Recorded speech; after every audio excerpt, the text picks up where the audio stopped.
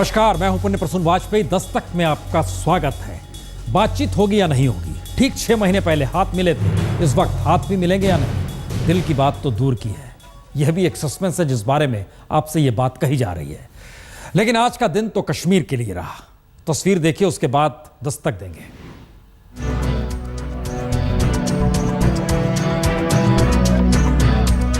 खासकर हम मरकज को अपील कर रहे हैं, वो देखिए क्योंकि कितना जज्बा है लोगों में वोटिंग के लिए।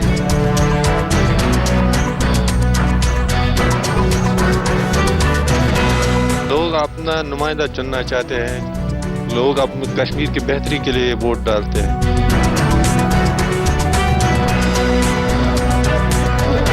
हमको वोट डालना है, हम डालेंगे किसी के लिए भी। आपको लगता है ये जो उम्मीदवार आप चुनेंगे वो कुछ करेंगे आपके लिए? हाँ, करेंगे।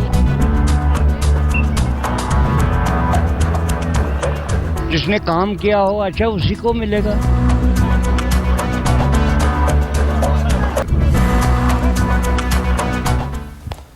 दरअसल अब हाथों में बंदूक थामना या पत्थर उठाना, उससे बड़ा भारी हथियार है वोट। शायद ये अब घाटी की परिस्थितियां कश्मीरियों को समझाने लगी और उसका एक नज़ारा था। तो आइए जरा कश्मीर से काठमांडू तक की इस यात्रा में क्या कुछ मिल रहा है, क्या कुछ छूट रहा है, और इन सब के बीच हर की नज़र प्रधानमंत्री मोदी के कल सार्क सम्मेलन के दौरान नवाज शरीफ से दिल मिलाने, बर्फ पिघलाने या हाथ मिलाने पर जाकर टिक गई है। सस्पेंस बरकरार है।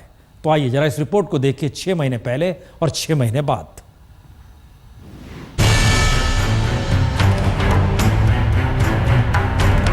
छब्बीस मई को प्रधानमंत्री पद की शपथ लेने के तुरंत बाद पाकिस्तान के प्रधानमंत्री नवाज शरीफ के साथ मोदी ने हाथ मिलाया था, और उसके बाद ठीक 6 महीने बाद कल काठमांडू में प्रधानमंत्री मोदी और पाकिस्तान के प्रधानमंत्री नवाज शरीफ एक साथ होंगे। सवाल यही है कि 6 महीने बाद मिलेंगे, लेकिन क्या वहां हाथ मिलते हैं, दिल मिलते हैं, या कोई बातचीत होती है या नहीं? दुनिया भर की नजरें इसी बात पर आकर टिक गई है। और सार्क सम्मेलन से ठीक पहले सबसे बड़ा सस्पेंस यही हो चला है कि रिश्तों में जो खटास हुर्रियत के साथ पाकिस्तान की बातचीत सीमा पार से सीजफायर का उल्लंघन होने की वजह से आया, क्या सार्क बैठक के दौरान वो खटास दूर हो जाएगी? वैसे कल मोदी सरकार के 6 महीने भी पूरे हो जाएंगे, और इन 6 महीनों में मोदी सरकार की सफलता क्या रही, इसे बीजेपी और सरकार जरूर बताना चाहेगी। लेकिन दूसरी तरफ बहुमत का जनादेश पाने के बाद भी किन मुद्दों पर मोदी सरकार सफल हो नहीं पाई, इसका कच्चा चिट्ठा विपक्ष जरूर सामने रखेगा। लेकिन सारी नजरें सार्क सम्मेलन पर ही अटकी है, जो भारत और पाकिस्तान के संबंधों के साए में ही हो रहा है। क्योंकि पाकिस्तान के साथ रिश्तों का सवाल लोकसभा चुनाव के दौरान भी उठाया गया, इसलिए अब यही सवाल बड़ा हो चला है कि प्रधानमंत्री मोदी पाकिस्तान के प्रधानमंत्री नवाज शरीफ से उस गर्मजोशी से मिल सकते हैं या फिर नहीं, जैसे 6 महीने पहले शपथ ग्रहण समारोह के दौरान निमंत्रण देकर मिले थे। लेकिन माना यह भी जा रहा है कि अमेरिकी दबाव पाकिस्तान के साथ बातचीत जारी रखने का लगातार बनाया जा रहा है। और अब 26 जनवरी को अमेरिकी राष्ट्रपति ओबामा नरेंद्र मोदी के निमंत्रण पर जब भारत आ ही रहे हैं, तो फिर क्या सार्क सम्मेलन में संबंधों की जमी बर्फ पिघलेगी और नरेंद्र मोदी की पहल पाकिस्तान के साथ बातचीत की होगी? इंतजार करना होगा।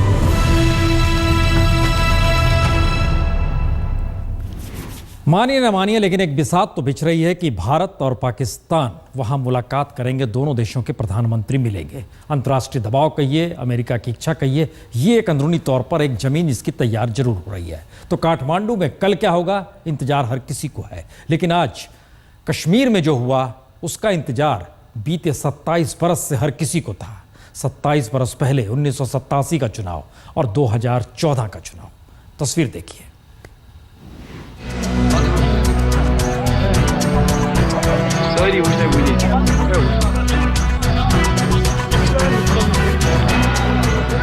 कश्मीर में वोटिंग का यह नजारा 1987 के बाद पहली बार नजर आया। आलम यह रहा कि वोटिंग शुरू होने से घंटे भर पहले यानी सुबह 7 बजे से ही कतारों में कश्मीरी जमा हो गए, और कतारों में पुरुष महिला सभी थे। और ये कतार 10 बजे भी रही और दोपहर 3 बजे भी। और तो और वोटिंग का ये नजारा बांदीपुर, सोनावारी और गुरेज से लेकर गांधरबल के उन इलाकों में रहा जहां 1990 के बाद से आतंकवाद चरम पर है, और आम कश्मीरी घर से निकलने से हमेशा कतराता रहा। और इस दौर में बायकॉट की आवाज सुनने के लिए लोग हमेशा जमा होते थे, वोट डालने के लिए नहीं। मसलन हालात कैसे बदले यह इन दो तस्वीरों से भी साफ होता है। जहां एक तरफ गिलानी के बायकॉट की आवाज सुनने की रैली की तस्वीर 90 के दशक की है, तो दूसरी तरफ चुनावी रैली का यह नजारा इस बार का है। तो वोटिंग की नई तस्वीर ने एक साथ कई सवालों को भी उठा दिया है। मसलन क्या घाटी में आतंकवाद का सफाया हो चुका है? क्या सेना की मौजूदगी बेअसर हो चुकी है? क्या देश की मुख्यधारा में शरीक होने के लिए एक आम कश्मीरी छटपटा रहा है? ये ऐसे सवाल हैं जिन्हें कश्मीरियों की बम्पर वोटिंग के साए में उठाया तो जा सकता है, लेकिन घाटी के कश्मीरियों के हालात बदल गए हैं, यह अनसुलझा सा ही रह जाता है। क्योंकि झेलम के सैलाब ने पहली बार चुनी हुई सरकार के कामकाज पर ही सवालिया निशान लगा दिया और पहली बार एक आम कश्मीरी को इसका एहसास हुआ कि सरकार भ्रष्ट होगी या कश्मीर में जीने की जरूरतों को पूरा वो नहीं कर पाएगी, तो फिर चुनाव का अखाड़ा ही वो आखिरी जगह है जहां लोकतांत्रिक तरीके से सत्ता को अपने अनुकूल बनाने का रास्ता वोटर दिखाते और बनाते हैं। यानी पहली बार आतंक या हाथ में पत्थर उठाने की जगह वोट को कश्मीरियों ने हथियार बनाया है। तो संकेत साफ है, आने वाले वक्त में राजनेता की परीक्षा होगी और वहां आतंक या सेना के सवाल पर कश्मीर को उलझाया नहीं जा सकेगा। इसीलिए घाटी में वोटरों की ये तादाद चुनावी लोकतंत्र के लिए भी ऐसे टेस्ट है, क्योंकि इस बार कश्मीर का नहीं, दिल्ली और जम्मू कश्मीर में नई चुने जाने वाली सरकारों का इम्तिहान होना है और वोटरों की ये कतार उसकी पहली दस्तक है। शायद इसीलिए मसला सिर्फ कश्मीर और काठमांडू भर का नहीं है, कहीं ना कहीं दिल्ली बीच में आएगा ही और दिल्ली तक बस खुली भी है, लेकिन उस पर हम आएंगे। उससे पहले दिल्ली में संसद के भीतर जाहिर है एक नए तरीके का मोदी सरकार के लिए ऐसे टेस्ट, और आज जो नज़ारा सामने था उसने कई सवाल मोदी सरकार के आर्थिक दिशा में बढ़ते हुए कदम को लेकर एक ब्रेक लगाने की परिस्थितियों को भी सामने लाकर खड़ा कर दिया। कैसे, जरा रिपोर्ट देखिए। आने वाले वक्त में इसके संकेत तो दे ही दिए कि मोदी सरकार जिन आर्थिक सुधारों के साथ आगे बढ़ना चाहती है वह ना तो आसान है और ना ही विपक्ष कोई सेफ पैसेज देने को तैयार है। यानी अब सवाल 3 है। पहला, विपक्ष अगर एक नए इरादे के साथ एकजुट होकर विधेयकों को आसानी से पारित होने नहीं देगा तो मोदी सरकार का रुख क्या था? वो अपना काम करना चाहती है और काम कर रही है। दूसरा सवाल है, विपक्ष को बीमा बिल और भूमि अधिग्रहण बिल जैसे कई दूसरे बिलों पर आपत्ति है और वो पहले सार्वजनिक बहस चाहती है। तो क्या मोदी सरकार सहमति बनाने के लिए संसद के भीतर झुकेगी या फिर जिन विधेयकों को लेकर विवाद है उन पर अपने बहुमत की ताकत दिखाकर सीधे पास कराना चाहेगी? और तीसरा सवाल है, श्रम बिल, बीमा बिल, भूमि अधिग्रहण बिल और वस्तु एवं सेवा कर बिल मोदी सरकार की जरूरत है, लेकिन विपक्ष इन्हें विवादास्पद मान सरकार चलाने या चलते हुए दिखाई देने की पहली जरूरत हो चुकी है। ध्यान दें तो मोदी के 100 स्मार्ट सिटीज को अमली जामा पहनाने के लिए भूमि अधिग्रहण बिल पारित कराना जरूरी है। बीमा कंपनियों में विदेशी निवेश 26% से बढ़कर 49% करने के लिए बीमा बिल पारित कराना जरूरी है। लेकिन मोदी सरकार को लेकर विपक्ष की तलवारें कैसे खिंची हुई हैं, ये जनता परिवार में शामिल पार्टियां यानी लालू, मुलायम और नीतीश के विरोध से समझा जा सकता है। और इन सब के बीच अब ममता बनर्जी के तेवर भी तीखे हो चले हैं और इन सब के साथ कांग्रेस भी आकर खड़ी हो गई है। जाहिर है ऐसे में मोदी सरकार के हक में लोकसभा का बहुमत तो है, लेकिन मुश्किल राज्यसभा को लेकर होगी। यानी बिल पास कराने के लिए कई तरकीबों का इस्तेमाल मोदी सरकार को करना ही होगा, नहीं तो हंगामे का जो चेहरा आज संसद के दोनों सदनों में नजर आया वो आने वाले 21 दिनों के दौरान भी बार बार नजर आ सकता है।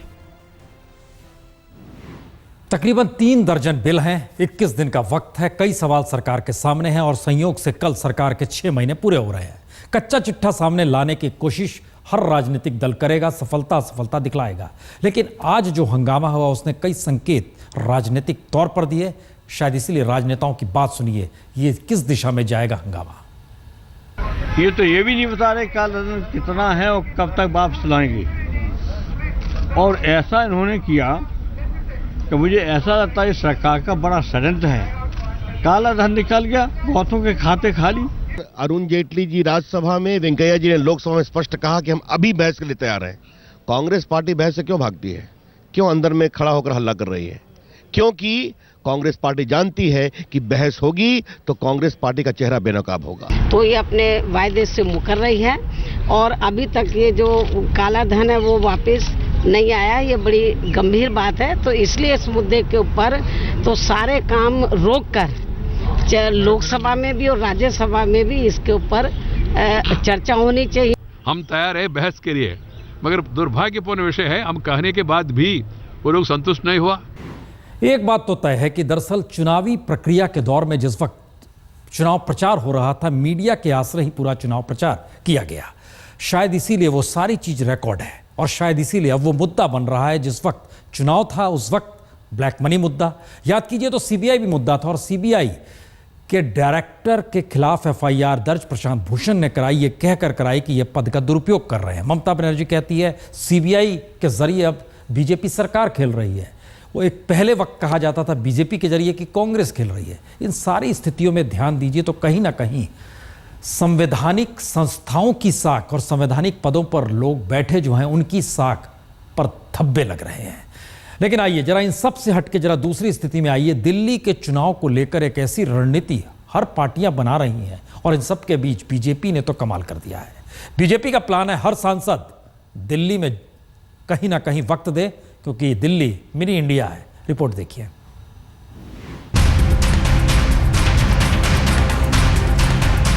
केजरीवाल नई दिल्ली सीट से ही चुनाव लड़ेंगे तो दिल्ली चुनाव के वक्त प्रधानमंत्री मोदी की अगुवाई में बीजेपी के सारे सांसद ही दिल्ली को मिनी भारत मानकर चुनाव जीतने के लिए सड़क पर उतरेंगे। जी, ये है अजीबोगरीब, लेकिन दिल्ली को लेकर कैसे कैसे नायाब तरीके आजमाने की तैयारी चल रही है, इसके संकेत अभी से मिलने लगे हैं। आम आदमी पार्टी की व्यूह रचना बेहद साफ है। केजरीवाल अपनी सीट बदलेंगे नहीं, यानी नई दिल्ली से ही चुनाव लड़ेंगे। केजरीवाल स्टार प्रचारक होंगे और बाकी नेता केजरीवाल की धार को बनाए रखने के लिए एक घेरा बनाएंगे। हर वार्ड के वोटरों की जरूरतों को कैसे पूरा किया जाए, इसकी व्यूहरचना आम आदमी पार्टी बनाएगी और इसी के तहत हर वार्ड को भी 3 हिस्सों में बांटा जाएगा। लेकिन ये क्षेत्रवार नहीं, बल्कि महिलाओं, पुरुष और युवाओं को लेकर बनाया जाएगा।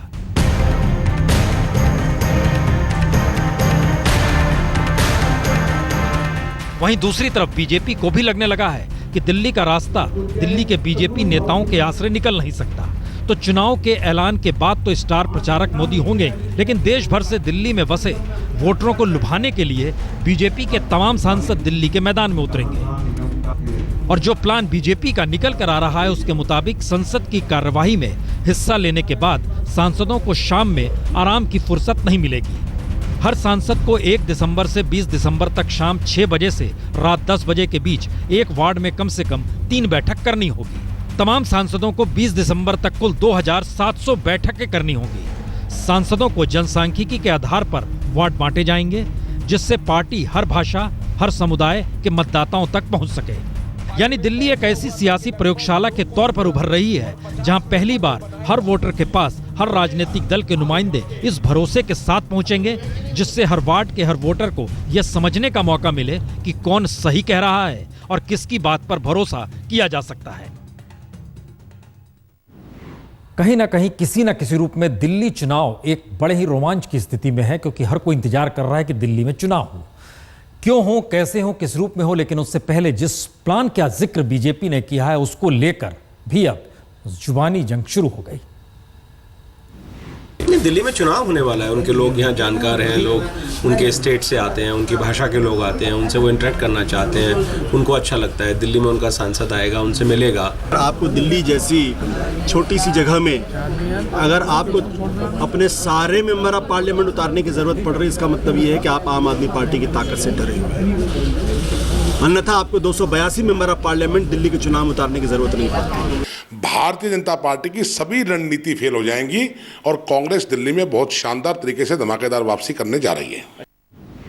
दावा हर कोई कर रहा है, लेकिन दिल्ली का रास्ता किस दिशा में जाएगा इसका इंतजार करना पड़ेगा। लेकिन शुरुआत जो हो रही थी उसमें कश्मीर से काठमांडू तक की बात थी, लेकिन दिल्ली से काठमांडू पशुपतिनाथ एक्सप्रेस, जी ये बस चल पड़ी है और इसको हरी झंडी आज दिखा दी गई।